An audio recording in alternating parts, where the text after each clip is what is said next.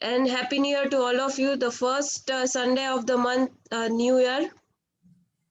And this is Applied Jainism show. We have learned about vegetarianism and veganism. We have understood about the plastic. We have understood more about from Dr. Ajmal Ji Jain about the smallest being of the world, like a COVID-19, the microorganism, that how much it is important to save them. So today we are going to learn about ecology. And let's start with the Naukar mantra. All of us will have a Naukar mantra together. Namo Rihandanam, Namo Siddhanam, NaMo Namo Upajayanam, Namo Loye Sappasahunam, Eso Panchana Mukaro, Sabba Pava Panashanam, Manglanancha Sabve Singh, Padmam Havai Mangalam. With this, I'll hand over to Dr. Bipin Doshi. He will make us understand more about Applied Jainism. So, over to you, sir. आप सबको सादर जय जिनेन्द्र। Jainism, applied Jainism show के बारे में संगीता जी आपको और ज्यादा बताएंगी। I am just there to wish you all a happy new year. हमारा जो गया साल था 2020 का, वो काफी संघर्ष में रहा, महीना भर पहले संघर्ष में रहा, लेकिन कहा जाता है कि हमने काफी सीखा भी। और हमारा जो एक मटीरियलिस्टिक एटीट्यूड था, बस पूरे दिन हम भागते रहते थे, वहां से हम कह सकते हैं कि थोड़ा स्टॉप हो गए। और हमने सोचा कि भाई लाइफ में सिर्फ दौड़ना ही नहीं है, लाइफ में स्पिरिचुअलिटी भी होनी चाहिए और ह्यूमैनिटी भी होनी चाहिए। So I think last year was major change from materialistic attitude to the spiritual attitude and humanitarian attitude. मेरे जीवन में मैंने काफी लोगों को इस कोरोना के काल में बहुत परिवर्तित होके देखा है। हम चाहते हैं कि ये 2021 का जो नया साल है वो ऐसा संघर्षमय नहीं रहे, और हमारा जो जीवन है वो जो भी हमने स्पिरिचुअलिटी ऐड की है उसको ऐड करेंगे, और बाकी हमारा जीवन वैसे जो बढ़िया चल रहा था वैसे ही चलता रहे। ये जो शो है उसके बारे में, एक जो कॉन्सेप्ट है उसके बारे में संगीता जी आपको और ज्यादा बताएंगी। मैं तो खाली एक ही कहना चाहता हूं कि हम लोग कम बोलना चाहते हैं, और जो भी यहाँ जुड़े हुए हैं उनको हम ये प्लेटफॉर्म देना चाहते हैं। तो बस तैयार हो जाइए, और I wish all of you happy new year. And Sangeeta ji, over to you. Thank you, sir. Good evening, सादर जय जिनेंद्र एवरीवन। आप सभी को 2021 की बहुत बहुत शुभकामनाएं, और आशा करते हैं कि हम 2021 में जैनिज्म के प्रिंसिपल को बहुत ज़्यादा अपना पाए अपने जीवन में। एंड ऑल्सो आशा करते हैं कि हमारा ये platform applied Jainism, it grows by leaps and bounds. So really looking forward to your support. ये हमारे अप्लाइड जैनिज्म सीरीज का आज 4th लेक्चर है, और इस साल का ऑफकोर्स पहला। और जैसा कि आप जानते हैं ये lecture every first Sunday off the month 7:30 को होता है। और इसमें इस प्लेटफॉर्म पर हम चर्चा करते हैं कि हम अपने जीवन में जैन सिद्धांतों को कैसे अपनाएं, कैसे उतारे अपने जीवन में जैन सिद्धांतों में। वैसे तो देखा जाए तो अपने शास्त्रों और ग्रंथों में बहुत विस्तृत में, बहुत गहराई में अपने सिद्धांतों का प्रैक्टिकल एप्लीकेशन का विवरण है। हम क्या करें, हम क्या ना करें, उनके पालन में क्या क्या कठिनाई आती है, उनसे कैसे समाधान करें, बहुत गहराई में वितरण है। बट फिर भी आज के जमाने में बहुत सारी चीजें that's happening in today's modern life is quite different from what it was when our shastras and grants were written. So and let me give you an example. For example, I mean Jain food काफी popular term है, हर कोई जानता है, non Jain भी जानते हैं उसके बारे में कि Jain food is where you avoid root vegetables. Jains शायद थोड़ा और ज्यादा जानते हैं जैन फूड, यानी कि हमें सचित नहीं खाना चाहिए, अचित ही खाना चाहिए, क्या भक्ष्य है, क्या अभक्ष्य है, क्या प्रत्येक वनस्पति का है, क्या प्रत्येक वनस्पति का है, एक्सेट्रा. बट क्या यही सफिशिएंट है to avoid violence related to food? Is there any other kind of violence related to food that's happening today? Uh, in today's time where the world is a global village, पुराने समय में एक एक village ही अपने आप में संपूर्ण हुआ करता था और आपकी सारी जरूरतें वहां पे वहीं से पूरी हो जाती थी. वैसे आज के समय में पूरा विश्व ही एक विलेज है. So the food that you are having on your plate could have traveled miles and miles before it has reached your plate. So do we need to think about are we having locally grown food versus imported food or exotic food, or also essentially knowing about, I mean, how far or where our food was grown? Do we need to know about how was our food grown? क्या pesticides use हुए थे, क्या fertilisers use हुए थे, वो chemical थे, उसमें कितनी हिंसा थी, are those eco friendly? Similarly, some of the other food products that we use, like for example dairy, आज की तारीख में it's all become commercial dairy. तो commercial dairy में to what extent animals are exploited, what happens to animals that are not useful for dairy industry, जैसे यदि नर बछड़े पैदा हो जाए तो उनका क्या किया जाए. So there are a lot of these aspects which are relevant to today's life, and we need to really think about it. And that's where we invite each and every one on our platform to come share their perspective, their thoughts, and collectively we all move towards living a better and a more compliant life in accordance with chain principle. Let me give you another example. Clothing. I mean, आपकी basic जरूरतें, खाने का हो गया, now clothing. कपड़ा खरीदते हैं तो जनरली हम ये सोचते हैं कि कलर क्या है, टेक्सचर क्या है, is it in current fashion, price tag क्या है. बट कभी हम ये सोचते हैं कि ये ड्रेस में ज्यादा हिंसा है versus the other one. Do we ever think about it? And what kind of हिंसा happen with clothing? I think everyone knows about silk, and I don't need to talk about it. Whether it is silk, whether it is leather or wool, we all know about himsa. But ये तो छोड़ो. I mean, even simple things such as a cotton shirt. There could be a lot of variants. Cotton, which is being grown in a more environment-friendly way with less consumption of water, versus cotton, which is required significant amount of water. So there is lot that need to be thought about, to be known about. कुछ चीजें हमारे सामने प्रत्यक्ष रहेगी, कुछ चीजें हमारे सामने अप्रत्यक्ष है.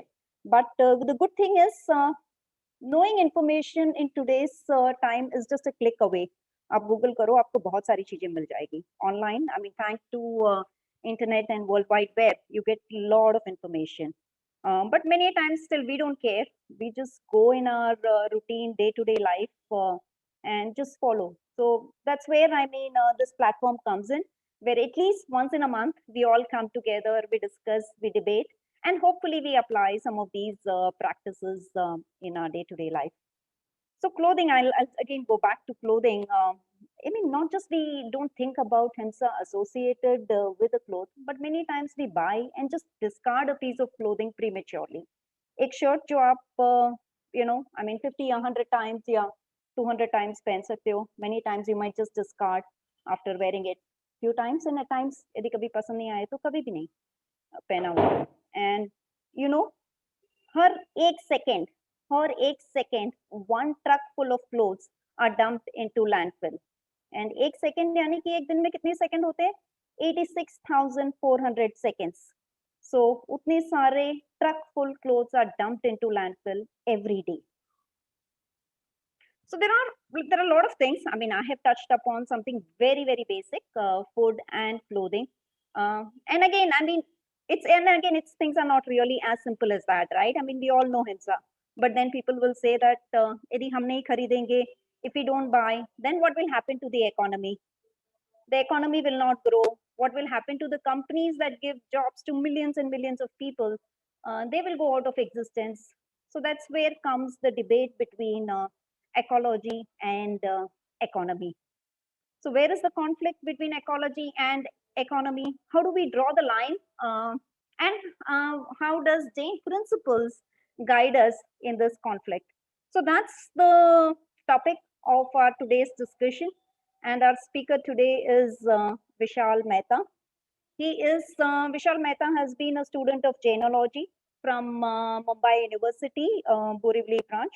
He just completed the certificate course last year. Vishal is an engineer by qualification, and he's an entrepreneur by profession.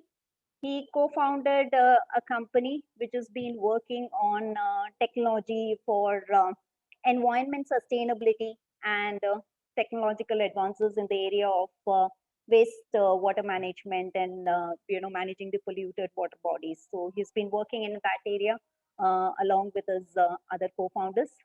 Over time, he realized that there's only so much that he can do through his contribution through these technologies, but you can have a wider reach if you start working with government bodies which are framing policies in this regard.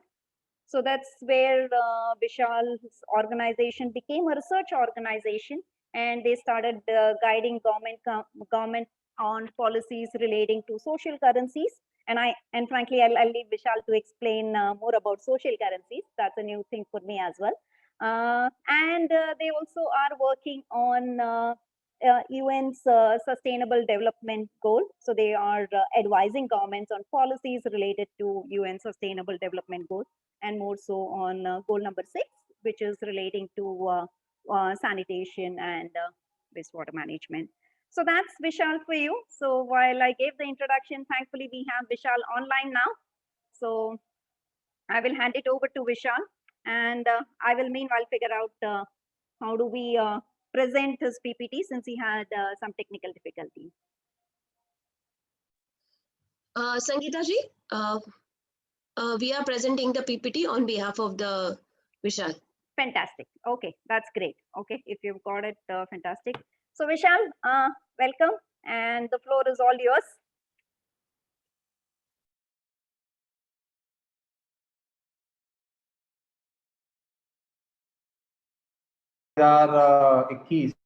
अब already शुरुआत उसकी हो चुकी है, और पिछला साल जो गया 2020 हमारे सबके लिए बहुत ही पर्यावरण की दृष्टि से एक बड़ा ही एक मजेदार घटना हमारे सामने एक उभर के आई। जब कोरोना कोविड एकदम से डिटेक्ट हुआ और सडनली लॉकडाउन एनफोर्स कर दिया गया पिछले मार्च महीने में, तो with in a span of just about 1 month हमारे यहाँ की सारी जो नदियां थी वो अपने आप साफ हो गई। इतनी साफ हो गई, स्पेशली अगर बात करें गंगा और यमुना नदी की, जो कि एकदम क्रॉनिकली पोल्यूटेड, और सालों साल सरकार ने उसके ऊपर कितना उसको पुनर्जीवित करने के लिए, पर फिर भी कोई पॉजिटिव आउटकम उसके ऊपर नहीं मिला था। पर यहाँ पर कुदरत ने उसको सिर्फ एक 3-4 हफ्ते में उसको पूरी तरीके से ठीक कर दिया। इतनी हद तक ठीक कर दिया कि अब वो पानी जो पहले एक वहां खड़े रहने लायक भी नहीं था, इतनी बदबू दे रहा था, अब वो नहाने तो छोड़िए, वो एक पीने लायक पानी लगभग बन चुका था। और मजे की बात यह है कि यहाँ पर हमने कोई एक ह्यूमन इंटरवेंशन, हमारा कोई हस्तक्षेप नहीं रहा, कोई हमने फंडे नहीं लगाए, कोई टेक्नोलॉजिकल इंटरवेंशन नहीं दिया, और रादर वो नहीं दिया, उसी के कारण ये पर्यावरण कुदरत ने ये पूरी की पूरी चीज अपने आप में ठीक कर दी। सो सवाल यहाँ पर ये उठता है कि क्या संबंध है ये पर्यावरण का और आसपास के जो परिसर में जो भी वहां पर एक्टिविटीज हो रही थी, इकोनॉमिक एक्टिविटीज, क्या वो उसकी दुश्मन थी? क्या इन दोनों का कोई मिलन कभी आपस में हो ही नहीं सकता? ये लॉकडाउन तो हमेशा की परिस्थिति नहीं है, ये तो एक टेम्पररी सिचुएशन थी, तो क्या ये दोनों कभी सह अस्तित्व में कभी रह नहीं सकते? आइए आज के हमारे इस लेक्चर में हम चर्चा करेंगे पर्यावरण और हमारा जो अर्थतंत्र की जो व्यवस्था है और उसमें भी हमारा उसका जो मूल घटक है मॉनेटरी सिस्टम, वो कैसे इसको कंप्लीटली डीरेल करती है और इसमें हमारे जैन दर्शन के सिद्धांतों के साथ भी वो किस तरह से कंप्लीटली इनकॉम्पेटिबल है, उसके ऊपर हम अभी चर्चा करेंगे।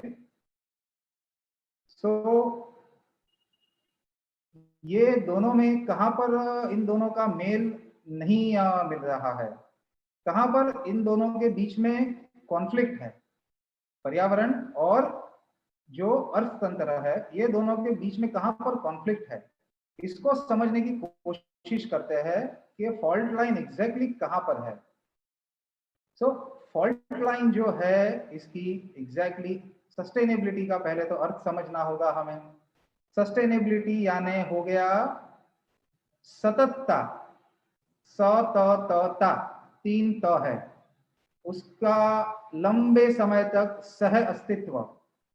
तो पर्यावरण हमारे साथ अस्तित्व में, सह अस्तित्व में क्यों नहीं रह पाता, तो इसकी जड़ है उसकी जो हमारे यहाँ की जो प्रचलित मॉनेटरी सिस्टम जो है उसी के अंदर, और जिस तरीके से पैसा क्रिएट किया जाता है सिस्टम के अंदर, इकोनॉमी के अंदर, और उसको जिस तरीके से चलन में रखा जाता है, वो पूरा जो तंत्र है वो कैसे एनवायरनमेंट के एग्जैक्टली विरुद्ध दिशा में काम करता है, पटरी को पूरा सा, हमारी ट्रेन को पूरा सा पटरी से डिरेल कर देता है, वो हम समझते हैं।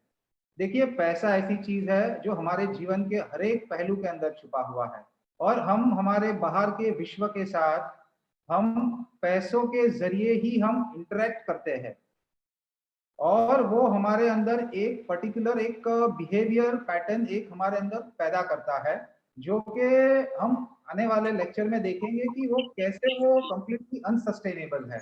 और यहाँ पर हम थोड़ा सा तत्व ज्ञान से थोड़ा सा हटके मैं आपको दिखाना चाहता हूँ कि how it is mathematically, logically, rationally impossible that in this given set of monetary system it is impossible to achieve any goal which is non financial in nature। पैसों के अलावा कोई भी हमारा गोल जो कि पर्यावरण का हो, चाहे कोई सोशल हो, कोई कल्चरल हो, रिलीजियस हो, स्पिरिचुअल हो, मॉरल हो, वो कोई भी चीज उसके लिए ये व्यवस्था अनुकूल नहीं है। I will try to show you with the mathematical precision here। पैसा जैसे एक मुख्य सोर्स है, आपको कोई भी कार्य सिद्ध करना है, कोई भी प्रोजेक्ट आपको चालू करना है, तो आपको वहां पर संसाधनों की जरूरत पड़ती है, वहां पर आपको पैसा चाहिए। इन शॉर्ट, आपको वहां सबसे पहला वहां पर पैसा चाहिए। अब ये इस प्रकार के जो प्रोजेक्ट होते हैं, पर्यावरण को पुनर्जीवित करने के प्रोजेक्ट, वहां पर कभी भी आप पैसा ला ही नहीं सकते। Technically and theoretically it is impossible to pump in money for this type of project. कारण पैसे का नियम है वो वहीं पर जाएगा जहां से वो और पैसा बना सकता है। पर्यावरण के काम में, पर्यावरण के या और कोई भी ऐसे काम which is non financial in nature, वहां पर पैसा पैसे से बन ही नहीं सकता। तो ये बात टेक्निकली इम्पॉसिबल है, और उसकी हमें हमेशा अछत, उसकी तंगी हमें हमेशा महसूस होगी। अब ये समझिए, यहाँ पर फर्क समझना बहुत जरूरी है।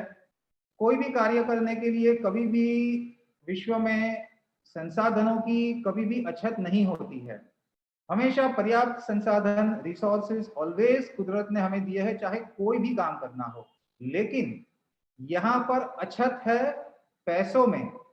पैसा जो हमारे और हमारे बाहर के विश्व के बीच में हमने आर्टिफिशियली हमने रखा हुआ है, जो एक हमारे बीच में एक बैरियर क्रिएट कर देता है।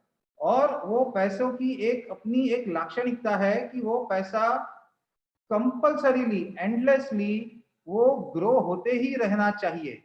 इसीलिए पर्यावरण के प्रोजेक्ट में वो पैसा कभी भी ग्रो नहीं हो सकता। तो यहाँ थियोरेटिकली वो इम्पॉसिबल है। कैसे? देखिए सब्जेक्ट थोड़ा टेक्निकल है, अभी यहाँ से टेक्निकल थोड़ा स्टार्ट हो रहा है, पर ये समझना अति आवश्यक है, नहीं तो हम इसकी असली जड़ तक पहुंच ही नहीं पाएंगे। हम चाहे कितने भी हम अपने आप को कह दे हम पर्यावरण के एक्टिविस्ट है, हम फलाना कॉज को बहुत ही बिलीव करते हैं, कितने भी कैंपेन चला ले, बट कोई ठोस रिजल्ट कभी आ ही नहीं सकता। उसका कारण क्या है, ये थोड़ा टेक्निकली समझना जरूरी है।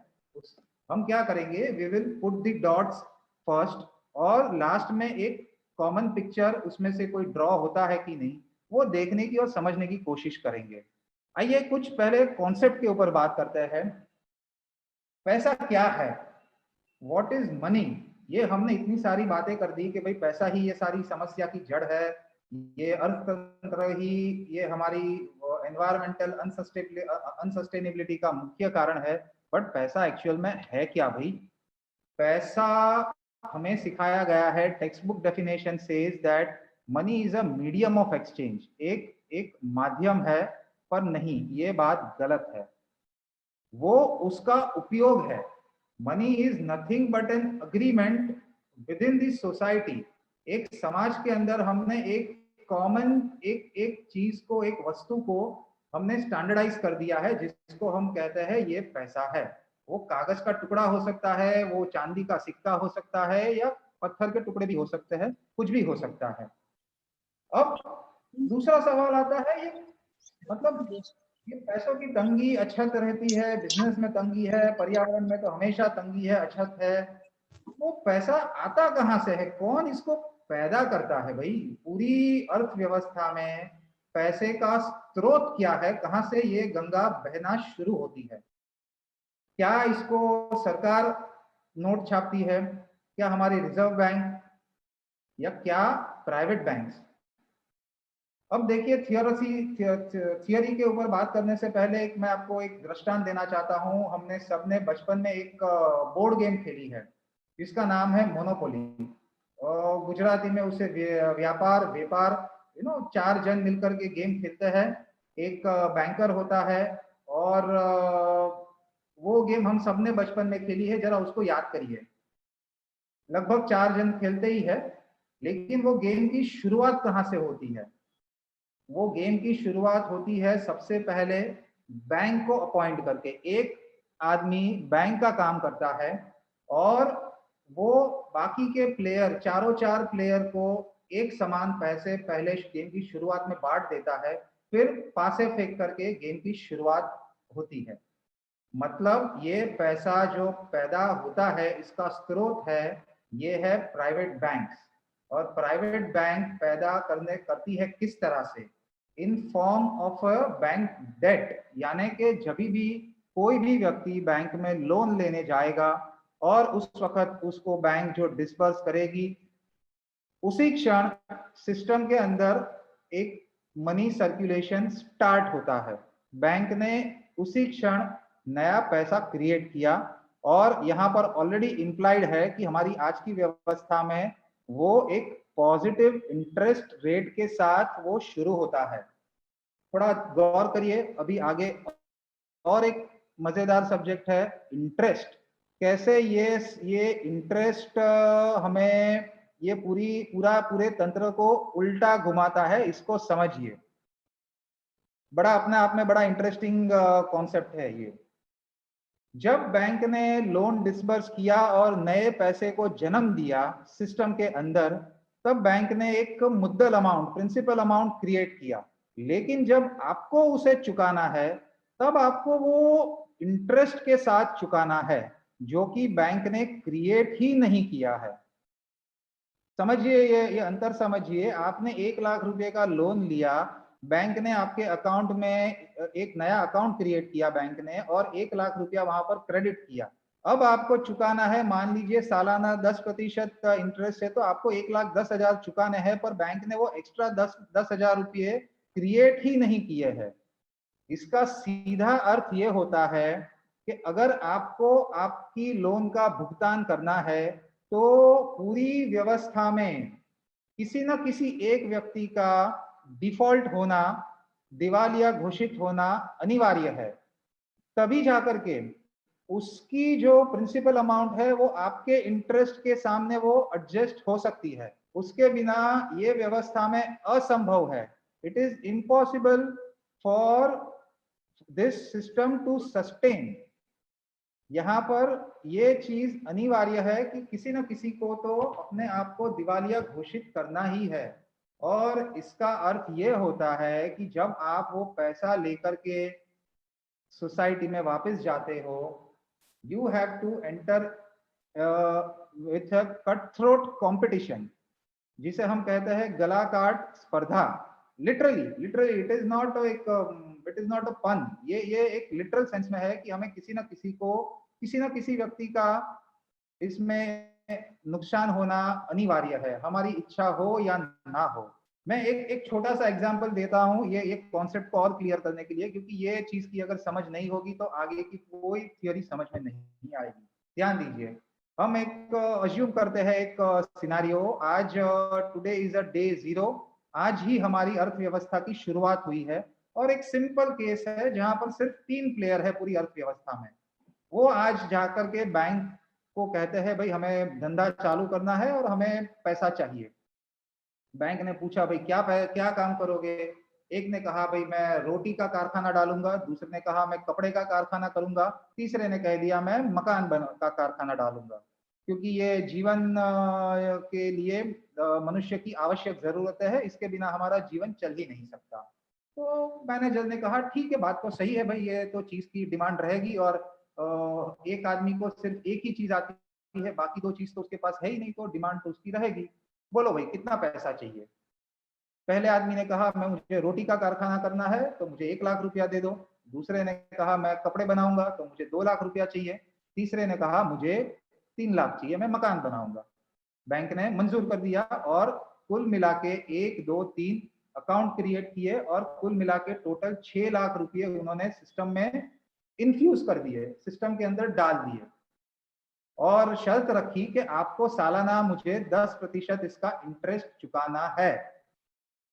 तो इन्होंने सोचा ठीक है भाई, हमारे धंधे में तो हम महीने का 10% कमा लेते हैं, तो हमें सालाना 10% इंटरेस्ट देने में तो हमें कोई दिक्कत ही नहीं होगी। तो उन्होंने वो शर्त को भी मान लिया और 1 महीने में तीनों के तीनों कारखाने शुरू हो गए। उन्होंने बनाना शुरू कर दिया, रोटी कपड़ा और मकान, सबकी जो प्राथमिक जरूरतें हैं पूरी हो गई। ठीक है, अब उनको 1 साल के बाद जब बैंक में वापस जाना है तब उसको कितना चुकाना है? कुल मिला के 6 लाख मुद्दल और उसके ऊपर 10% इंटरेस्ट, मतलब 6,60,000 रुपया। लेकिन 60,000 रुपया बैंक ने क्रिएट ही नहीं किया, वो हवा में से आएगा नहीं। तो इसका मतलब है कि 3 में से कोई एक जो प्लेयर है उसको दिवालिया अपने आप को घोषित करना पड़ेगा, तब जाकर के उसकी जो मुद्दल रकम है वो बाकी 2 के इंटरेस्ट के अगेंस्ट कहीं ना कहीं एडजस्ट होगी। ये एक अनिवार्य परिस्थिति है। Vishant, just wanted to let you know कि हमारे पास 15 से 20 मिनट रहेगा, तो आपको थोड़ा टाइम उसके हिसाब से एडजस्ट करना पड़ेगा। नहीं, ये बात आपकी सही है, पर ये कॉन्सेप्ट जब तक क्लियर नहीं होगा तब तक आगे के जो टेक्निकल पॉइंट है वो क्लियर नहीं होंगे। I will try to adjust accordingly. हाँ श्योर। तो बात ये है कि अब ये बाकी अगर तीसरे व्यक्ति को अगर इसमें दिवालिया नहीं होना है, डिफॉल्ट नहीं होना है, तो क्या हो सकता है? एक ही परिस्थिति है कि अगर एक आदमी जाकर के बैंक से एक एक्स्ट्रा लोन ले ले, तब जाकर के सिस्टम में नया पैसा इंफ्यूज हो सकता है, जिसका एक हिस्सा बैंक के इंटरेस्ट के प्रति जा सकता है। अगर एक आदमी आके कह दे कि भाई मुझे और पैसा चाहिए, अब मैं कल तक सिर्फ रोटी बनाता था, आज मैं अब रोटी के साथ अब पिज्जा भी बेचूंगा, तो मुझे और 1 लाख रुपया दे दो। बैंक ने मंजूर कर दिया। अब टोटल सिस्टम में आ गया 7 लाख रुपया, जिसमें से मतलब एक्स्ट्रा 1 लाख रुपया आया, जिसमें से 60,000 रुपया तो वापस बैंक में चले जाएगा टुवर्ड्स द इंटरेस्ट लायबिलिटी। अब सिस्टम में सिर्फ 40,000 रुपये सरप्लस बचे। मतलब ये एक कंपलसरी ग्रोथ हमें आर्टिफिशियली क्रिएट करना पड़ा। आप समझे, ये दिस इज नॉट नेसेसिटी, ये इसकी जरूरत नहीं थी। सिर्फ उसी कारण ये किया गया कि कोई तीसरे आदमी को इसमें दिवालिया नहीं घोषित होना पड़े। उसको टिका के रखने के लिए एक आदमी को उसमें एक्स्ट्रा नया लोन लेना ही पड़ा। मतलब ये व्यवस्था में कंटिन्यूअस ग्रोथ एसेंशियल है। अगर ये ग्रोथ अटक गया तो एक आदमी इसमें से 110% वो गिर जाएगा। अब वापस यहाँ पर सवाल आता है कि भाई ये सिस्टम तो बड़ी ट्रांसपेरेंट है, जो पैसा जो लोन लेगा उसको चुकाना तो है ही, हम हमारे पैसों से धंधा करेंगे तो हमें कभी इंटरेस्ट चुकाना नहीं पड़ेगा। लेकिन ये गलत बात है। आप बाजार में से कोई भी चीज खरीदो या बेचो, कोई भी चीज खरीदो तो उसके अंदर ये इंटरेस्ट कॉस्ट ऑलवेज अंदर इनबिल्ट है। और अब हम देखते हैं कि ये कैसे ये पूरी व्यवस्था, ये जो व्यवस्था है जहां पर पैसा जनरेट होता है बैंक डेट के थ्रू, ये पर्यावरण के साथ अनसस्टेनेबल है। पर्यावरण को कंप्लीट पूरी तरह से नुकसान कर देता है, उसका सर्वनाश कर देता है। वी विल सी दैट ये एक हमारे अंदर एक पर्टिकुलर बिहेवियर पैटर्न उत्पन्न करता है, एक डायनामिक्स क्रिएट होती है इसके कारण। उसको समझने की कोशिश करते हैं। सी ये जो चीज है इसमें सबसे पहली बात है, it creates hyper competition. Hyper competition मतलब आपको किसी ना किसी के प्रिंसिपल अमाउंट को आपको खींचना ही है। So competition is inevitable. This is not a natural healthy competition, this is forced competition. ठीक है। दूसरी बात है, ये जो व्यवस्था है ये एक शॉर्ट टर्म थिंकिंग को प्रोग्राम करती है। इसकी डिटेल स्लाइड के ऊपर चले जाइए, सेकेंड स्लाइड के ऊपर। ये शॉर्ट टर्म प्रोग्रामिंग को एक हमारे अंदर प्रोग्राम कर देती है ये थिंकिंग को। कैसे? देखिए, आज अगर हमारे पास दो केसेस है जहां पर पहले केस में हमारे पास 10 रुपया आज है इन्वेस्ट करने के लिए। दो इन्वेस्टमेंट सिनारियो है कि 10 रुपया आपको 10 साल के बाद 100 रुपये का इन्वेस्ट रिटर्न देगा, और दूसरे केस में वो 10 रुपया आपको 100 साल के बाद 1000 रुपये का रिटर्न देगा। अब हम पहले केस में मानते हैं कि यहाँ पर कोई महंगाई है ही नहीं, there is no inflation at all. ठीक है। आज जो हर एक चीज की जो कीमत है वो हमेशा वही रहने वाली है, उसमें कोई बढ़ोतरी होने वाली नहीं है। अब वो केस में तो ये दोनों प्रपोजल इन्वेस्टमेंट के एक समान है, क्योंकि वहां पर आपको 10 टाइम्स आपका पैसा ग्रो हो गया। 10 रुपए का 100 हो गया 10 साल में, दूसरे केस में 100 साल में 1000 हो गया। But this is not true from the financial view point. आज की व्यवस्था जो इंटरेस्ट बेस्ड थिंकिंग को इंकलकेट करती है, यहाँ पर हम फ्यूचर को हमेशा डिस्काउंट करते हैं। जो हमें 10 साल के बाद 100 रुपया मिलने वाला था, वो आज की डेट में उसकी कीमत है 61 रुपया कुल मिला के, और जो 100 साल के बाद 1000 मिलने वाला था उसकी कीमत है सिर्फ लगभग 7 साढ़े 7 रुपये। सो इसकी प्रैक्टिकल सेंस में कोई इसका अर्थ नहीं रहता। Future does not matter to us. पर्यावरण के सब्जेक्ट जो है, सोसाइटी समाज के जो हमारे सब्जेक्ट है, ये सब हमारी लॉन्ग टर्म सस्टेनेबिलिटी के सब्जेक्ट है। लेकिन ये जो व्यवस्था है ये हमारे अंदर शॉर्ट टर्म थिंकिंग को प्रोग्राम करती है। We discount it to oblivion. Practical sense में कोई भी ऐसे प्रपोजल, ऐसी कोई भी चीज जो कि 20 साल के बाद जिसका रिटर्न आने वाला है वो कोई काम की नहीं है, वो इट्स वेरी लॉन्ग, ठीक है, छोड़ दो उसको। And this is a very systemic aspect of the system, जो कि हमारी ये पैसों की व्यवस्था के अंदर गया हुआ है। तो ये एक और एक दूषण है। तीसरी बात मैंने आपको बताया कि ये जो व्यवस्था है यहाँ पर कंपल्सरीली एक ऑब्सेसिव ग्रोथ का होना अनिवार्य है, जो कि अकुदरती है। ये जो ग्रोथ है दिस इज नॉट नेचुरल। ठीक है। यहाँ पर अगर सिस्टम मैच्योर हो जाए, स्टडी हो जाए, तो कोई ना कोई डिफॉल्ट होना ही होना है। और ये ग्रोथ कंटिन्यू करने के लिए हमें वस्तु का उपभोग करते ही रहना पड़ेगा। कंटिन्यूअस हमें कोई ना कोई चीज, चाहे हमें जरूरत हो या नहीं हो, उसको खरीदना ही पड़ेगा। और ये जो हमारी एक फिलॉसफी है रिड्यूस, रीयूज एंड रिसाइकल, ये उसके एकदम विपरीत है।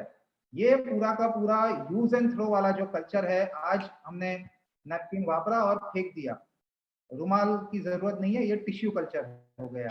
ये एक कल्चर हमारे अंदर एक पैदा होता है। दूसरी बात, ये जो एक्सपोनेंशियल ग्रोथ जो ये डिमांड करता है ये व्यवस्था, ये देखिए कितनी खतरनाक और कितनी अकुदरती है। वो आपको बताता हूं। हमारी ये सिस्टम में एक फिक्स्ड इंटरवल के बाद पैसा डबल हो जाता है। मान लीजिए आज जो प्रिवेलिंग इंटरेस्ट रेट है उसमें लगभग ये 6 साल के बाद पैसा डबल हो गया। ठीक है, अब हम एक उदाहरण लेते हैं कि भाई दो व्यक्ति है, 25 साल की उम्र में उन्होंने नौकरी करना शुरू किया। पहले को महीने की 10,000 की तनख्वाह है और उसको कंडीशन यह है कि भाई हर साल तेरी तनख्वाह 10,000 रुपये के रेट से बढ़ते जाएगी, महीने का मासिक 10,000 रुपया बढ़ते जाएगा। अब 25 साल की करियर के बाद वो महीने का 2.5 लाख रुपया कमाता है। और दूसरा केस जहां पर उसको महीने की सिर्फ 1 पैसे की तनख्वाह है, पर उसको कंडीशन यह है कि भाई तेरी तनख्वाह हर महीने हर साल डबल होते जाएगी। तो 25 साल की उम्र में बेचारा मरते मरते मरते करीब करीब 1,67,000 के लेवल पे आ जाता है। He is lagging behind the first person. लेकिन 26वें साल में ये डायनामिक्स पूरा का पूरा देखिए कैसे ये दूसरे कैंडिडेट के फेवर में चले जाता है और अब उसने पहले वाले को उसको पछाड़ दिया। आगे के अगले 7 या 8 साल में अगर देखेंगे आप, बाय द टाइम वो रिटायर होते हैं अपनी 35-40 साल की करियर में, तो दूसरा वाला आदमी लगभग महीने के 17 करोड़ रुपए की सैलरी ड्रॉ करता है, which is almost 491 times higher than the person. ये अकुदरती है। ये जो एक्सपोनेंशियल ग्रोथ है, this is a pathological growth, it is a sign of sickness. Cancer जब होता है हमारे अंदर, तब इस प्रकार का ग्रोथ हमारे अंदर होता है। It is a sign of death. ये अभी हम मृत्यु के नजदीक आ रहे हैं, तभी इस प्रकार का एक्सपोनेंशियल ग्रोथ होता है। ये कुदरत के एकदम विपरीत है। आप आगे चलिए, आगे देखिए कि कुदरत में जो ग्रोथ होता है वो किस प्रकार का है। हम जब पैदा होते हैं तब हमारा कद होता है लगभग सिर्फ 1 फुट। बच्चा जब पैदा होता है तो 1 फुट की उसकी हाइट होती है और 15 से 20 साल के बीच में लगभग 5.5-6 फुट का हो जाता है। और फिर बाकी के लाइफ में उसकी हाइट फिर बढ़ती नहीं है, उसका शारीरिक विकास वहां पर एक मैच्योर हो जाता है। वो फिर क्वालिटेटिवली ग्रो होगा, क्वांटिटेटिवली कभी ग्रो नहीं होता है। चाहे इवन वृक्ष की बात करें, पेड़ पौधे की बात करें, नेचर के हर एक एलिमेंट इसी प्रकार से ग्रो होते हैं। लेकिन हमारी ये जो पैसों की व्यवस्था है वो इससे एकदम ही विपरीत उसकी पैटर्न है ग्रो होने की। शुरुआत में तो वो बहुत ही स्लो तरीके से वो ग्रो होती है, लेकिन बाद में वो बहुत तेजी से एकदम वर्टिकली ग्रो होती है। सो ये अपने आप में by design there is a fault in this system. Okay, आगे देखते हैं। एक सामाजिक दूषण है पैसों का ध्रुवीकरण। हम बार बार चर्चा करते हैं, पर इसकी जड़ कहां पर है इसको समझने की कोशिश करते हैं। आगे चलते चलते देखते हैं। जब आप लोन का इंटरेस्ट पे करते हो तब एक्चुअल में क्या होता है उसको समझिए। जिस आदमी के पास, जो गरीब आदमी के पास पैसा नहीं है और वो उसी कारण वो बैंक में जाकर के उसने लोन लिया है, अब वो इंटरेस्ट पे करता है तो किसी न किसी पैसे वाले आदमी जिसके पास उसकी जरूरत से ज्यादा पैसा है और उसी कारण उसने बैंक में एफडी बना दी है एक्स्ट्रा पैसों की, वो उसका एफडी का इंटरेस्ट रिसीट बन जाता है।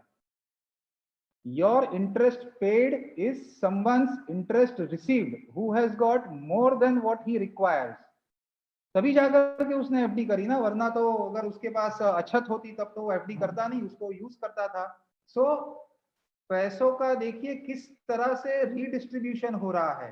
A very large majority of poor people is systematically transferring money to a small minority at the top who has got more than what they require. और ये जो व्यवस्था है यहाँ पर आप कहेंगे कि भाई ठीक है, जितना इंटरेस्ट आप पे करते हैं आपको उतना मिलता भी तो है, तो ये दोनों एक दूसरे को कैंसल आउट कर देंगे। तो यहाँ पे भी ये मान्यता गलत है। आबादी का लगभग 80% जो एक हिस्सा है वो करीब करीब जितना इंटरेस्ट रिसीव करता है उससे कई गुना ज्यादा इंटरेस्ट पे करता है। सिर्फ 10% हिस्सा ऐसा है कि जहां पर ये लेना और देने का स्तर लगभग समान है, और बाकी का जो लास्ट 10% हिस्सा ऐसा है जो जितना पे करता है उससे कई गुना ज्यादा उसको रिसीव होता है। So it is a hidden redistribution mechanism which is always at work. पैसों का ध्रुवीकरण, पोलराइजेशन इस प्रकार से हो रहा है ये व्यवस्था में, और ये हमें जितना नजर आता है उससे कई कई गुना ये बहुत ही ज्यादा शार्प है, बहुत ही ज्यादा कॉन्ट्राडिक्टरी है।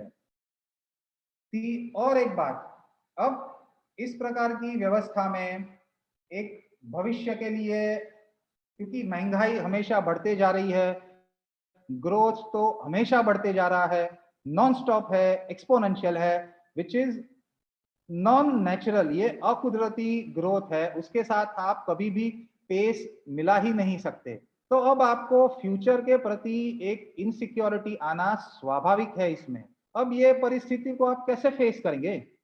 इस परिस्थिति को फेस करने का सिर्फ एक ही तरीका है, by accumulating a large amount of money, huge amount of money. तब जाकर के एक थोड़ी सी एक कंफर्ट आ जाएगी कि चलो भाई बहुत पैसा है हमारे पास, अति पैसा है, तो कहीं सारी महंगाई एकदम छत फाड़ के निकल भी जाएगी, तब भी हम कोई बहुत ज्यादा हम परेशान नहीं होंगे। तो that means it feeds greed, लोभ और लालच को ये व्यवस्था कंटिन्यूअसली फ्यूल करती है।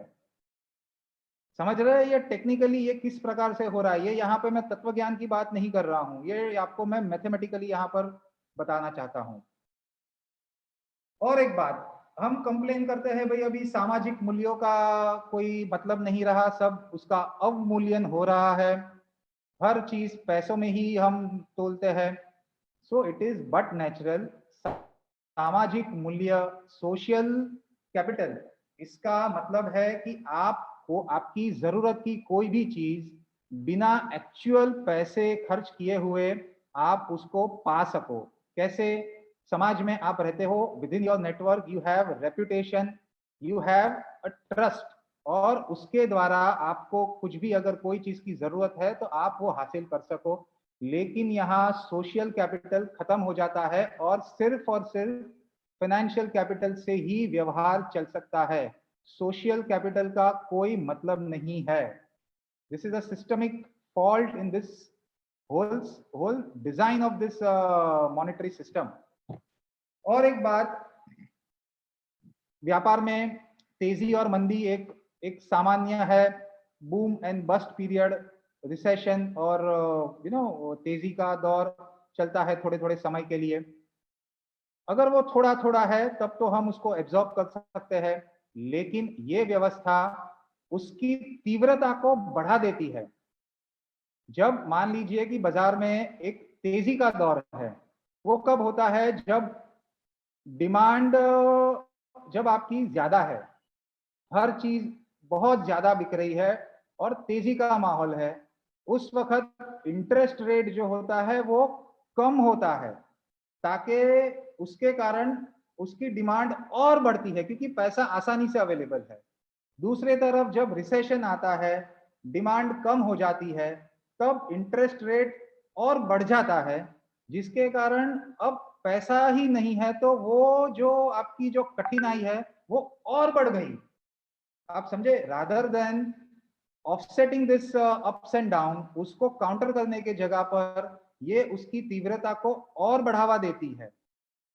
और सबसे जो एक लास्ट बात है, महंगाई, it is the hidden evil जो आज हम फेस कर रहे हैं। इसकी जड़ है ये इंटरेस्ट, महंगाई और इंटरेस्ट एक दूसरे के साथ कोरिलेटेड है, इन्फ्लेशन का होना अनिवार्य है। अगर महंगाई नहीं बढ़ेगी, भाव नहीं बढ़ेगा, तो अर्थव्यवस्था ग्रो होगी ही नहीं। ग्रो होगी नहीं तो वो कोलैप्स हो जाएगी, उसका जो एक्सपोनेंशियल ग्रोथ है वो एकदम से नीचे आ जाएगा। और यही वजह होती है बार बार जो फाइनेंशियल क्राइसिस आते हैं एक रेगुलर इंटरवल के ऊपर, हर 5 साल 10 साल में विश्व में कहीं ना कहीं, उसकी जड़ में ये पूरी डिजाइन है। This is all by design. Okay, so what is the conclusion? You have to always compete for the scarce money.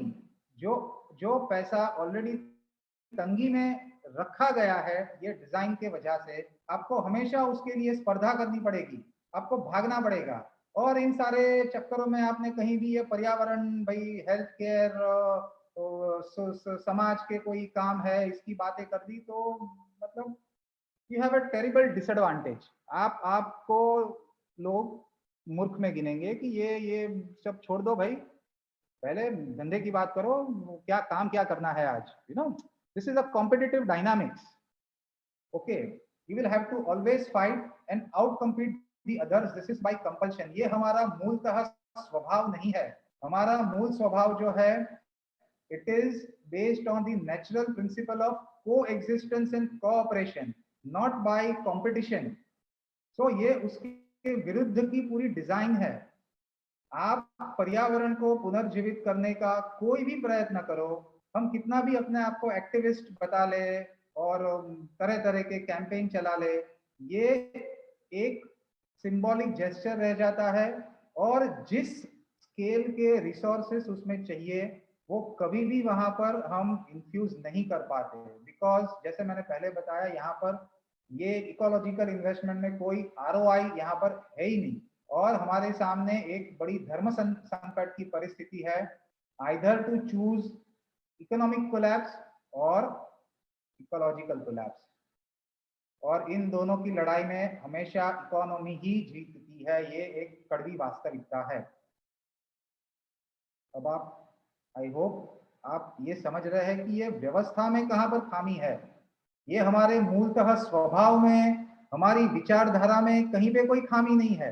हमारा नेचुरल स्वभाव तो एक स्टडी ग्रोथ, पीसफुल कोएग्जिस्टेंस, पर्यावरण के साथ रहना, पूरे समाज के साथ मिलजुल करके रहना, यही हमारा मूल स्वभाव है। मनुष्य एक सामाजिक प्राणी है, पर फिर भी हमारे सामाजिक मूल्यों का जो अवमूल्यन हो रहा है, इसकी जड़ में ये पूरी व्यवस्था है जो हमारे ये बिहेवियर को प्रोग्राम करती है। सो खैर, अब ये समस्या इतनी बड़ी है, हर स्तर पे इसकी चर्चा होती है, विश्व स्तर पे इसकी चर्चा होती है, यूनाइटेड नेशंस, वहां पर इसकी चर्चा होती है कि ये आने वाले दशक में, आने वाले शतक में, आने वाले मिलेनियम में हम इस समस्याओं से कैसे जूझे, कैसे लड़े, कैसे उसको निपटाए। तो साल 2000 में यूनाइटेड नेशन ने कुछ ऐसे 8 प्रकार के गोल तैयार किए। पॉवर्टी, एक्सट्रीम पॉवर्टी को हटाना, चाइल्ड मोर्टालिटी, भाई तरह तरह के जो डिजीज है, HIV, वो सबको हटाना, जेंडर इक्वालिटी, एनवायरमेंटल सस्टेनेबिलिटी उसके अंदर है 7 नंबर पे। ये सारे गोल बनाए, टारगेट रखा 2015, उसके कुछ पैरामीटर तय किए हमें कहाँ से कहाँ पहुंचना है। साल 2015 आ गया, except for point number 1, no progress on any other गोल।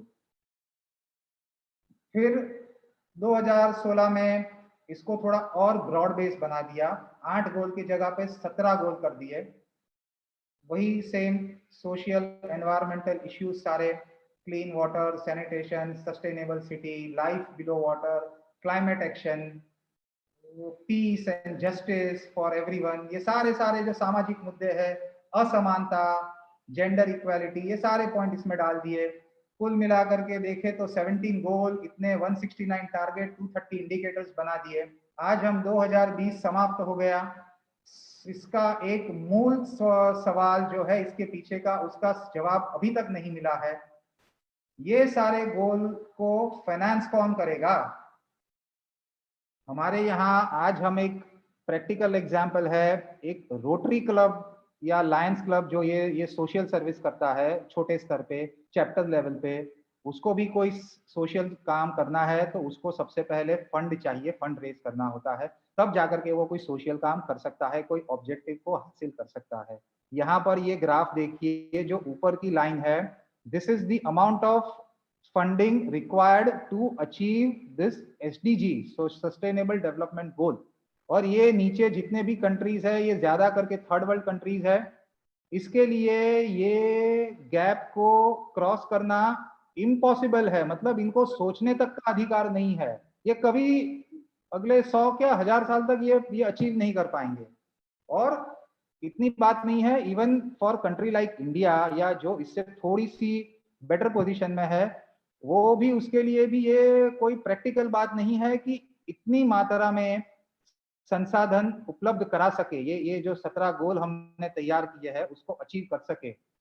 तो अब क्या करें, मतलब हमारी पैसे की परिभाषा ही अगर यही है, तो हमारे पैसों के अलावा बाकी कोई ऑब्जेक्टिव इसमें अचीव कभी हो ही नहीं सकते। This is impossible by design, you understand? आप समझिए, इसको कोशिश करिए।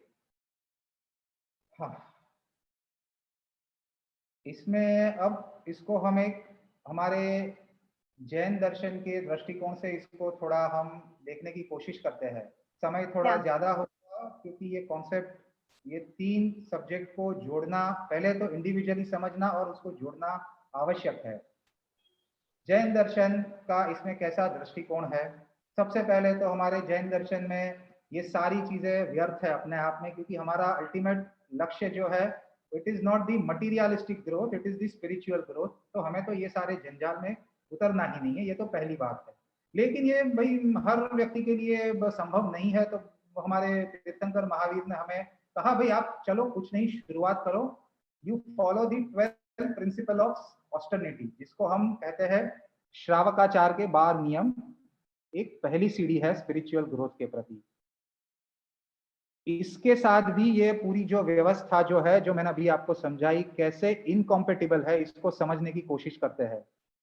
कैसे हमें हमारी फिलॉसफी, हमारे वैल्यू सिस्टम से हमें पूरा का पूरा उसके ऊपर रिवर्स इन्फ्लुएंस पैदा करती है, उसको समझते हैं। Vishalji, I would request you to conclude in 5 minutes because we are already going to exceed the time. चलिए कोशिश करते हैं। हाँ। हमारे यहाँ, हमारे ये जहां तक ये पर्यावरण की बात है, पर्यावरण के 5 मूल तत्व, पृथ्वी, अग्नि, जल, वायु और आकाश, इसको तो हमारे तत्वाद सूत्र में, जीविचार में जीव तत्व कहा गया है। तो हमारे लिए तो पर्यावरण की जो डेफिनेशन है वो बहुत बहुत ही ऊंची है। सो हमारे लिए तो अपने आप में ये एक सब्जेक्ट, सबसे पहले तो ये अहिंसा का बन जाता है। बाकी दुनिया से तो हम कई गुना ज्यादा है हमारी ये एक व्याख्या में। अब इसको आगे देखते हैं हमारे जैन दर्शन के पर्सपेक्टिव से। हमारे इसमें 4 नेचुरल इंस्टिंक्ट का उल्लेख किया गया है, 4 संज्ञा, आहार, मैथुन, भय एंड परिग्रह। पहली जो 2 संज्ञा है, मैथुन और आहार, ये एक स्थूल संज्ञा है, आप उसको इंद्रियों द्वारा तृप्त कर सकते हैं कुछ समय के लिए, और फिर कुछ समय तक वो जागृत नहीं होगी। लेकिन भय और परिग्रह की जो संज्ञा है वो सूक्ष्म है, एब्स्ट्रैक्ट इन नेचर। इसको आप इंद्रियों द्वारा या हमारे ऑर्गन द्वारा उसको सेटिस्फाई नहीं कर सकते, उसके पर काबू पाना बहुत कठिन है। ये कैसे एक विशियस सर्कल को पैदा करती है, इसको देखते हैं। हमने देखा कि ये पूरी व्यवस्था हमारे अंदर एक हाइपर कंपटीशन और इनसिक्योरिटी का निर्माण करती है, और इसने हमारी भय संज्ञा को इन्वोक कर दिया। We are push to the survival instinct, और उसने ये परिग्रह की संज्ञा को भी ट्रिगर कर दिया। भय और परिग्रह संज्ञा जब एक साथ ट्रिगर हो जाती है, तब फिर सारी मोरालिटी जो है वो बिखरना स्टार्ट हो जाती है। हमारे श्रावकाचार के नियम कहो या कोई भी मोरालिटी की बात करो, फिर वो धीरे धीरे उसमें फिर हम कॉम्प्रोमाइज करना स्टार्ट कर देते हैं। वो लालच लोभ को जन्म देती है। We will indulge in all kind of indirect हिंसा, इफ नॉट डायरेक्ट हिंसा। उद्यमी हिंसा के नाम पर तो हम हर हिंसा कर लेंगे फिर कि चलो वो तो अलाउड है, यू नो। और फिर दिन प्रतिदिन वो कषाय, चारों कषाय को भी वो फ्यूल करती है, क्रोध मान माया लोभ, और ये पूरा एक विशियस सर्कल जो है वो चलते ही रहता है, जिसमें से बाहर निकलना असंभव है। हमारे जो श्रावकाचार के 12 नियम है उसके साथ ये कंप्लीटली इनकॉम्पेटिबल है। भोग उपभोग व्रत इम्पॉसिबल है। आपको मटीरियलिस्टिक कंजम्पशन करना ही है, तभी जाकर के इकोनॉमी ग्रो होगी। जब आपको अनलिमिटेड ग्रोथ चाहिए तब आप दिशा और काल का उसके ऊपर लिमिटेशन लगा नहीं सकते।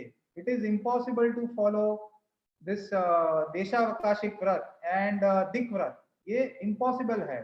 हम सत्य बोलेंगे लेकिन आटे में नमक के जितना झूठ तो भाई बोलेंगे, क्योंकि हमें धंधा करना है। चोरी नहीं करेंगे लेकिन उंगली टेढ़ी करेंगे अगर जरूरत पड़ी तो। खुद ब्राइब नहीं लेंगे, लांच रिश्वत हम खुद नहीं लेंगे, लेकिन काम निकालना है तो देंगे। We will promote indirect cheating and corruption. Understand, ये हमारे सिद्धांतों के साथ अब कैसे इसको पूरा इसमें कॉम्प्रोमाइज हो रहा है। देखिए, एक गाड़ी के 4 पहिए होते हैं, आगे के पहिए उसको दिशा देते हैं, पीछे के 2 पहिए उसको गति देने का काम करते हैं, क्योंकि वो इंजन से जुड़े हैं। जैसे आप चाबी घुमाते हो, इंजन स्टार्ट होता है और पीछे के पहिए को गति मिलती है, आगे के पहिए से आप उसको लेफ्ट राइट रिवर्स उसको दिशा देते हो। हमारे जीवन में हमारे गाड़ी के आगे के पहिए जो है, जो हमें दिशा देते हैं, वो हमारी वैल्यू सिस्टम है, which is based on the natural laws. लेकिन अनफॉर्चुनेटली ये जो पूरी व्यवस्था है वो हमें पूरा रिवर्स डायरेक्शन में लेके जाती है। तो अब हमारी दिशा सही है इस बात का कोई मतलब नहीं रहता, क्योंकि गाड़ी को तो पीछे जाना है। तो ये केओस का होना अनिवार्य है यहाँ पर। इट इज इम्पॉसिबल कि एटलीस्ट अब आप इतना कर सकते हो, भाई आगे देखना बंद करो, सारे मूल्यों को छोड़ दो, अब पीछे देखो, एटलीस्ट अपने आप को बचा लो ताकि आपकी गाड़ी कहीं ठुक नहीं जाए। आपने देखा ये कैसे सिस्टमेटिक हमें हमारे वैल्यू सिस्टम से हमें पीछे लेके जाती है। अब इसको हम कैसे उल्टा घुमाएं, ये जो उसकी रिवर्स इन्फ्लुएंस है उसको कैसे कट करें। कन्वेंशनल सोल्यूशन यहाँ पर काम नहीं आएगा। We will have to think out of the box for the solution, क्योंकि हमारी पैसे की परिभाषा जब तक नहीं बदलती तब तक ये कोई भी गोल अचीव नहीं होता है। इसके लिए हमें एक नई व्यवस्था को जन्म देना पड़ेगा। हमें हमारे पैसे के जो हमारी एक डेफिनेशन है उसको हमें बदलना पड़ेगा, उसको और ब्रॉड बेस करना पड़ेगा। We need to find a way to express through money our different priorities, environmental priority, social priority, and उसके लिए हमें कोई दूसरे प्रकार की करेंसी को हमें चलन में लाना ही पड़ेगा। It's a completely new paradigm that is required. Okay, अब ये कॉम्प्लीमेंट्री करेंसी भाई क्या चीज है, कैसे काम करती है, क्या उसकी टेक्निकलिटीज है, हम ये इसकी टेक्निकलिटीज इसकी थियरी में नहीं पढ़ेंगे। मैं इसको सिर्फ एक उदाहरण, आपको एक एक्चुअल केस स्टडी दूंगा, वैसे तो बहुत सारे हैं पर सिर्फ एक दूंगा और बाद में हम इसको कंक्लूड करेंगे। ठीक है, सबसे पहले तो ये बता दूं कि ऑलरेडी विश्व में ऐसी करीब करीब 5 से 6 हजार इस प्रकार की सोशल पर्पस करेंसीज ऑलरेडी प्रचलित है, अलग अलग देशों में अलग अलग जगह पे। ठीक है, so they are all matured system. अब क्योंकि यहाँ हमारा सब्जेक्ट पर्यावरण का है तो हम बात करते हैं कि एक ब्राजील का शहर क्यूरिटिबा, उसने अपने पर्यावरण की समस्या जो थी, वहां पर गार्बेज का प्रॉब्लम था। शहर के अंदर गार्बेज के पाइल पूरे के पूरे क्रिएट हो रहे थे, तो उसको कैसे उसने वो समस्या का समाधान निकाला और उसमें उन्होंने और भी बहुत सारे ऑब्जेक्टिव कैसे अचीव कर दिए, जैसे जॉब क्रिएशन, बाकी का बाकी पूरा सिटी रिस्टोरेशन। समस्या क्या थी कि ये जो सिटी था क्यूरिटिबा, उसका पॉपुलेशन कुछ पिछले 4-5 दशकों में बहुत ज्यादा बढ़ गया था और वहां पर गार्बेज की बहुत बड़ी समस्या थी। ज्यादा करके वहां की जो प्रजा थी, वहां के लोग थे, वो गरीब थे, वहां स्लम में रहते थे, झोपड़पट्टी में रहते थे। It was like a Dharavi, आप समझिए मुंबई का धारावी है वो। और इतनी छोटी गलियां होती है कि वहां पर आप गार्बेज के ट्रक भी नहीं भेज सकते, और कोई जो कन्वेंशनल कोई जरिया वहां पर ये समस्या से हल करने का वहां अप्लाई भी नहीं कर सकते। सिटी की जो म्युनिसिपल काउंसिल है उसके पास पैसा नहीं था, पैसों की तंगी थी, अछत थी। तो उसकी जो गलियों को पूरा साफ करना, वहां बुलडोज करना, उसको सड़कों को चौड़ा करना, ये सारे कन्वेंशनल रास्ते तो उनके पास ऑप्शन ही नहीं थे। अब इन्होंने इसको कैसे सॉल्व किया? उन्होंने देखा हमारे पास दो चीज बहुत ही हमारे पास अवेलेबल है। एक है हमारे पास abundant quantity of fruits and vegetable यहाँ पर होता है क्योंकि ये ट्रॉपिकल क्लाइमेट जोन है। दूसरी उनके पास एक चीज थी, वो थी वहाँ की एक म्युनिसिपल बस सिस्टम जो कि बहुत ही अंडर यूटिलाइज थी, क्योंकि वहाँ की प्रजा जो थी वो गरीब थी, वो इसको अफोर्ड ही नहीं कर पा रही थी, वो उसमें उसका उपयोग ही नहीं कर पा रही थी, तो it was very much under utilise. तो इन्होंने क्या किया? इन्होंने किया कि वहां के जो स्लम थे वहां पर उन्होंने जाकर के एक वहां पर तरह जगह जगह पे जाकर के बिन रख दिए, और जो कोई आदमी वहां पर एक प्री सॉर्टेड गार्बेज वहां पर ला करके देगा उसको बस का टोकन मिलेगा, और उसके अलावा और एक चीज मिलेगी उसको, और एक प्लास्टिक चिट मिलेगी जो वो वहां सीजनल जो फ्रूट वेजिटेबल होते हैं उसके अगेंस्ट उसको एक्सचेंज कर सकते हैं। और बच्चों के लिए और एक व्यवस्था कर दी कि भाई बच्चे अगर ये काम करते हैं तो उनको एक मुफ्त में उसकी नोटबुक हम देंगे। ठीक है, अब इसका रिजल्ट देखिए क्या आया। हजारों लोगों ने ये पूरी सिस्टम में पार्टिसिपेट किया, हजारों बच्चों ने कचरा उठाया, डब्बे में डाला, उसके बदले नोटबुक ले ली। जो बच्चे पहले उनके लिए स्कूल का खर्च उठाना, नोटबुक का खर्च उठाना भी बड़ा मुश्किल होता था, वो काम हो गया। जो बस टोकन अर्न होने लगे, कमाने लगे, वो बस टोकन से उसके पेरेंट्स उन्होंने शहर के डाउनटाउन में ट्रैवल करना शुरू कर दिया, शहर से के एक कोने से दूसरे कोने में जॉब के लिए, क्योंकि जॉब्स जो थे ज्यादा करके बड़ी बड़ी कंपनियां डाउनटाउन एरिया में थी, तो वहां पर वो उसका एक्सेस निर्माण हो गया। और एक साल के अंदर करीब करीब 100 स्कूल ने इसमें पार्टिसिपेट किया, 200 टन गार्बेज एक्सचेंज हुआ। सिर्फ अगर हम बात करें तो करीब करीब 1200 ट्रीज, वृक्ष, उतने वृक्ष का ही उसमें जो जो रिसाइकल हो रहे थे ये पेपर के कारण उसका नाश हो रहा था, वो बच गए। और लगभग 1200 टन फूड उन्होंने एक्सचेंज किया ये कचरे के बदले। और इसका आउटकम हम और देखें in terms of the number statistics, उस शहर की जीडीपी उसके स्टेट के कंपैरिजन में और पूरे कंट्री ब्राजील के कंपैरिजन में कई गुना ज्यादा हो गई। वहां के जो वेजेस थे वो कंट्री के मिनिमम वेजेस से लगभग 3 गुना ज्यादा हो गए, सिर्फ ये एक व्यवस्था, एक चेंज करने के कारण। This is a case of complementary currency, ये बस टोकन जो है ये एक इंट्रोड्यूस करने के कारण। और अगर हम देखें कि in terms of the renewed dignity and hope for the better future, इसका कोई पैसों में हम मोल नहीं लगा सकते। This is purely in human terms. यहाँ पर हमारे लिए क्या सीखने वाली क्या बात है कि इन्होंने सोसाइटी के जो अनमेट नीड्स थे, अपरिपूर्ण जो जरूरतें थी, उसको सरप्लस जो वहां रिसोर्सेस थे, संसाधन उपलब्ध थे, उसके साथ ब्रिज कर दिया। See this is very innovative creative way of creating complementary currency, और उसके कारण कितना एम्पावरमेंट हुआ। और इसको साल 1990 में यूनाइटेड नेशन का हाईएस्ट एनवायरमेंटल अवार्ड मिला। आप इसके ऊपर ज्यादा रिसर्च करना है गूगल पे कर सकते हैं। समय की मर्यादा है, अभी मैं ज्यादा केस स्टडी ले नहीं पाऊंगा, लेकिन सिर्फ ऊपर ऊपर से बात करना चाहूंगा। ये जो करेंसी है दूसरे नंबर पे, it is for caring elderly people. एक समाज जहां पर वृद्धों की संख्या दिन ब दिन बढ़ते जाती है, आप उस समाज में उसकी जरूरतों को कैसे पूरा करेंगे, एक सोशल समस्या है। जापान में उन्होंने सिर्फ ये चीज के लिए एक सोशल करेंसी बना दी।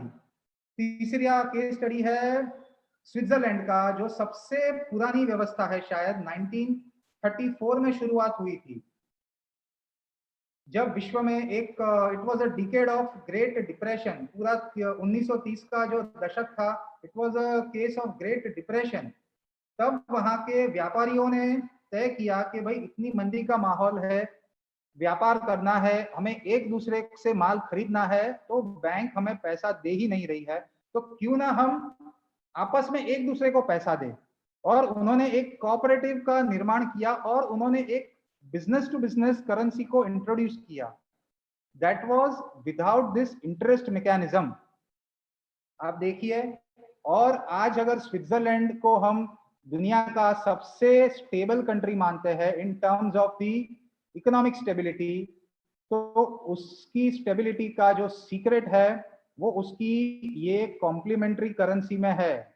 जब विश्व में मंदी होती है, जब वहां की currency, national currency Swiss franc जब शॉर्टेज में होती है, तब उस समय कंपेयर टू स्विस फ्रैंक ये जो बियर करेंसी है उसका स्तर ऊपर है, क्योंकि ये नीचे आ गई है, तो अपने आप उसको बैलेंस कर लेती है। आप समझे? और जिस वक्त जब तेजी का माहौल है तब बियर के कंपैरिजन में स्विस फ्रैंक ऊपर है, तो वो आप उसका उपयोग कर सकते हैं। ये नेचुरल बैलेंसिंग हो गया। अदरवाइज हमारी जो सेंट्रल बैंक है, जैसे रिजर्व बैंक है, उसको artificially through the repo rate, through the interest rate उसको मैनिपुलेट करती है और उसकी असर अर्थव्यवस्था पे बहुत ज्यादा पड़ती है, आड़ असर। जैसे हम कहते हैं ना भाई, एक बात होती है भाई, एलोपैथिक मेडिसिन खाने से जो रोग तो दूर होता है लेकिन उसकी बहुत सारी दूसरी बुरी असर हो जाती है। वैसा ही ये जब सेंट्रल बैंक मैनिपुलेट करती है, अर्थव्यवस्था को कंट्रोल करती है, तो बहुत सारी उसकी जो आड़ असर उसके ऊपर तैयार होती है। यहाँ पर ये स्विट्जरलैंड में ये नहीं होता है। फिर एक है आयरलैंड में वेलनेस टोकन। वेलनेस टोकन एक ऐसा कॉन्सेप्ट है कि जो आज की हमारी जो मेडिकल केयर सिस्टम है, which rewards only when someone falls sick and he is alive। Health care industry में कोई भी आदमी पैसा तभी बना सकता है जब कोई आदमी बीमार हो और वो जिंदा हो। लेकिन इन्होंने ऐसी करेंसी बना दी, एक सोशल करेंसी, जो प्रिवेंटिव हेल्थ को प्रमोट करे, उसकी पूरी इकोसिस्टम को इंस्टॉल करे, और वो एक व्यवस्था को उन्होंने वहां पर उत्पन्न कर दिया, ये एक वेलनेस टोकन के जरिए। कभी समय मिलेगा तो इसके ऊपर मैं डिटेल में चर्चा करूंगा, क्योंकि ये बहुत अति महत्वपूर्ण है। Medical care is not health care. जो भी डेवलप कंट्रीज है जहां पर मेडिकल केयर है, प्रधानमंत्री सुरक्षा बीमा योजना या XYZ government sponsored medical health care scheme, municipality की जो फ्री मुफ्त की जो दवाई हमें मिलती है, this is all medical care, it is not health care. हमें हमारी प्रिवेंटिव उसमें मीन्स उसमें कुछ नहीं होते हैं।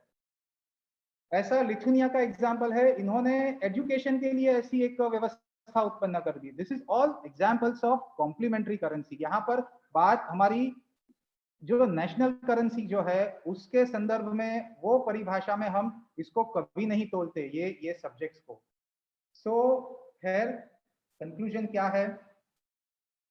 What we need is complementary currency to solve our social problem. Complementary currency creates the space for additional work without burdening the taxpayer and without indulging into government bureaucracy। आज हम ये जो बढ़ते हुए प्रदूषण का दोष हम सरकार के ऊपर देते हैं कि सरकार कुछ करती नहीं है, हर जगह कचरा है, कूड़ा है, नदी नाले गंदे हो गए हैं, सरकार को करना चाहिए। बट ये इम्पॉसिबल काम है, किसी को भी दोष देना ये इम्पॉसिबल है। और दूसरा इंपॉर्टेंट लेसन है, ये जो अल्टरनेट करेंसी है, बड़ा इंपॉर्टेंट पॉइंट है, this is a key take away today. it is a different type of transaction, it inculcates a different behavior and different relationship with the society जिसके साथ हम interact करते हैं। यहाँ पर सबसे बड़ा डिफरेंस ये पूरी व्यवस्था का है। It creates more stable and predictable world, very gentler world। So इसी के साथ इसको मैं समाप्त करना चाहता हूँ। मेरा आज का उद्देश्य था इस समस्या को एक नया दृष्टिकोण मिले, क्योंकि हम हमारे रोज बरोज के जीवन में क्या सोचते हैं, भाई मैं कुछ तो योगदान दे दूं ये चीज में, मतलब मेरा इंटेंट एकदम सही है, पर आचार और विचार उसका कभी मिलन हो ही नहीं पाता। तो this is a systemic fault. ये कोई हमारा स्वभाव नहीं है कि हम हमारे जो आचरण है वो हमारे विचारों से एकदम विरुद्ध प्रकार से हम करें। सो ये इसके अंदर की सिस्टमेटिक फॉल्ट है। और खास करके हमारे जैन दर्शन के संदर्भ में तो हमारे लिए और भी महत्व का प्रश्न है, खास करके ये पर्यावरण। And we should take lead in this and come up with some creative solution as I have explained in this example.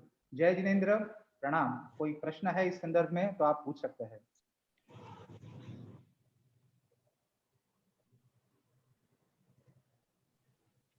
Thank you so much, Vishalji. It was I know it was a very difficult topic where you had to cover so many things to bring home the point, and we had discussed this that this time will be may not be sufficient, but we still wanted to bring you so that it can be more like a teaser, and we can cover some of the granular points as a separate session in the subsequent ones. So, as you highlighted, yeah, the problem is systemic, and the problem is that different levels is in the economic system and the monetary system that has evolved over the years, and how that contradicts and hinders us from complying to our core values also. But at least good thing is, the world has shown resilience, shown a lot of resilience in COVID times, where nobody had imagined that, the whole world would remain locked down in everybody in homes for 3 continuous months, right? So we could change. This was an impossible thought. Everyone would have said it's almost impossible. And so if that could happen at that level, some of the other changes and very, very interesting changes that you brought out in the form of social currency with examples in different countries, in different corners of the world, I'm sure that's possible. It's about taking the lead. It's about creating the awareness, and it's about spreading the word, right? I mean, today it's a small beginning. I mean, you had all of these thoughts and you shared with the group, and there are people on the presentation today who have requested you to make a video and share your detailed thoughts through a video, which we can then post in the group. So we would really like to get those videos from you, which then we can share with people, and they can understand the thoughts. So as you rightly said, there is the problem is known. The solutions are really going to be difficult. It's not going to be an easy change, because it's a problem also that we've all created.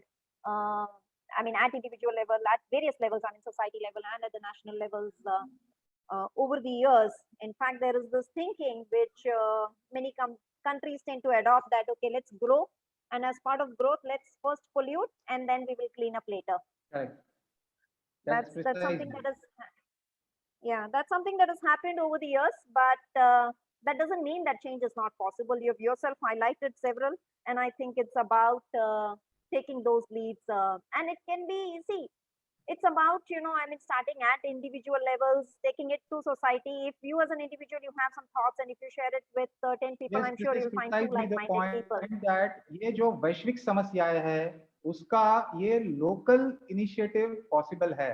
Where the world leaders are failing, the communities are leading the charge against this problem. विश्व में ऐसे बहुत उदाहरण है हमारे पास. आगे समय मिलेगा, उसकी कभी हम चर्चा करेंगे कि किस तरीके से इसको हैंडल कर रहे हैं, कैसे इसको सॉल्व कर रहे हैं. Exactly. See, I think, it's people who being aware and people taking the initiative everywhere. Let me give you an example. I don't know how many of you know, but in UK, almost 20% of the population this year celebrated Christian with vegan meal. Correct. Could you have imagined a meat-eating nation moving towards veganism, giving up everything, not just meat, Correct. dairy, and all the dairy products and all that, where bread and butter has been their staple. We actually learned all of this. But how has that been possible? Again, at individual level, right? It's individual movement, it's voluntary movement by the society. So there are changes that are happening. Yes, the economic system had been the same, but still this change has happened. So I'm sure there are several changes that could happen. It's the question about, I mean, us people who have thoughts coming forward. So with that, I would like to conclude today's lecture. If there are any questions, maybe we could take 1 or 2 questions. I know we have overshot the time, but in the interest of the topic, we did this. Prakash Bhai Mehta. Prakash Mehta. Yes, Prakash, you want to ask a question? Please go ahead. Yeah, Jai Jinendra. No, ma'am, no. पहले तो विशाल भाई को बहुत बहुत अनुमोदना, इतना अच्छा topic उन्होंने लिया, अच्छे सरल तरीके से बताया और टोटली अनकन्वेंशनल लेकिन प्रैक्टिकल, जो कि रोज हमारे दिनचर्या में आते हैं और it all requires behavioral changes in us. So my suggestion is Jito can take a lead and start in a small way in a city or in a town, or even जब आचार्य श्री का चातुर्मास वगैरह होता है उसमें भी it can be projected or started and all will follow. Once we follow in a small group, it will enlarge and it will address to the larger problem. And similarly, many schools being run by our Jain societies, in that also it can be implemented. So it is inculcated in the students at the younger age. So automatically this will last longing solution for the, because we generate huge amount of waste unnecessarily. Instead of, in place of 1, we create 10. We don't reuse whatever we have. Even we don't take shopping bag, we even collect more extra shopping bags when we go to the shopping, like this. So thank you very much. You have suggested a very good solution, and now this is time to act with your active participation. You rightly said this is the time to act. Yeah, thank you very much.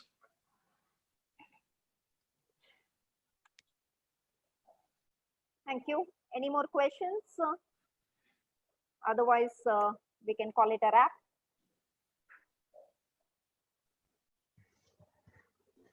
Thank you, Jai Jinendra, and see you again on. One more, Sangeeta ji. Sorry, sir. Thank you, everybody. Vishal, great, excellent presentation. A very new perspective. Obviously, Word has started thinking on this in last few years. We see nothing is happening, but yes, we are hopeful that something would happen. New ideas would float. Young generation is very different. The thrust or the craving for money versus craving for the good lifestyle is actually improving. So let's hope that the future is going to be good. And I just want to mention, it would be nothing but revisiting Samyak Charitra as has been described in our Jain philosophy. Thank you. Thank you, sir. Thank you, sir. Thank you so much. Thank you. Thank you, everyone, for joining us. Thank you very much, everyone, for your time, and Thank you. apologize for a little delay in this program due to I had some issue with my computer. So thank you so much. Pranam and Jai Jinendra. Thank you. Jai Jinendra.